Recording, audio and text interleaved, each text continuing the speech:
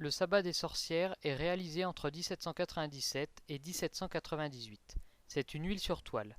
C'est un tableau très intéressant de Goya puisqu'il définit en quelque sorte le monde dans lequel vivent les sorcières. Nous avons une atmosphère funèbre, quelque chose d'étrange et d'angoissant. La nuit est symbolisée par la lune et le ciel. On aperçoit même des créatures volantes. La scène se situe certainement dans un endroit très peu fréquenté. On le voit par l'espace très vaste où figurent de nombreuses collines, comme si le paysage n'en finissait pas. Les sorcières, très laides, sont disposées en cercle autour d'un bouc représentant le diable. Une sorte de rituel s'installe dans la scène. L'importance du tableau est centrée sur le bouc, plus grand, plus fort que les autres personnages. Il nous regarde comme la sorcière située à sa droite. Les couleurs sombres de cette peinture amplifient le caractère mystérieux, obscur et malsain de la scène.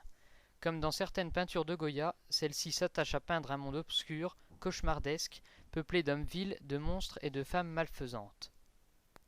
La scène d'inquisition de Goya est réalisée en 1816. C'est une huile sur toile. Dans ce tableau, on retrouve un véritable réalisme. Un réalisme physique et moral. Goya illustre avec beaucoup de finesse les émotions des personnages. Celui situé au centre est sans aucun doute l'accusé. Tous les regards sont portés vers lui, une atmosphère plutôt pesante se dégage de ce tableau. L'accusé attend le verdict pendant que chacun parle avec son voisin. Nous avons l'impression de faire partie de la scène. Une salle où le public est nombreux. En mouvement, il est très agité. Le traitement du visage et des mains de l'accusé nous renseigne totalement sur ses émotions. L'inquiétude domine chez cette personne.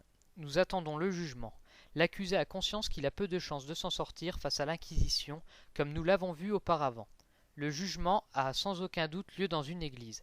La luminosité est faible, les couleurs sont froides, et l'importance semble être placée sur les trois accusés que l'on reconnaît facilement grâce à leurs habits très clairs par rapport à ceux du public et des inquisiteurs.